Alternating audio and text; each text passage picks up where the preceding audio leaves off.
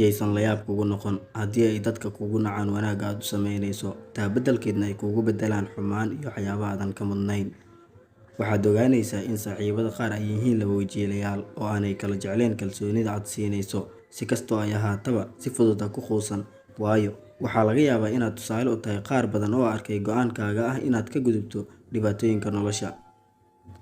Dadka qaarkood waxay muuqaalka sare kaaga muujinayaan wanaag, waxaadna isku dayaysaa inaad ku kalsoonaato. Ka joog oo ha samaynin midaas, waan kaaga digayaa, waayo waxaad kala kulmaysaa niyad jab dhanka noloshaada ah. Marar badan waxayna soo mara dad aan wanaajino misena aan u muujino dhoola caddeyn, sidaasoo ay tahay iyaguna waxay inoo arkaan daciif iyo qof aan waxba qabsan karin. Sidoo kale waxaad arkaysaa kuwo kuu dhow oo ku dhaleeceynaya kadib markii aad u dhaqaaqday inaad hadafkaaga joogtayso. Marka aad ka dhabayso hadafkaagana, waaba iyagii oo kaasoo daba orda. Allow nolosheena ku qurxi samir iyo dulqaad oo aan dheernahay dadka nagu teedsan.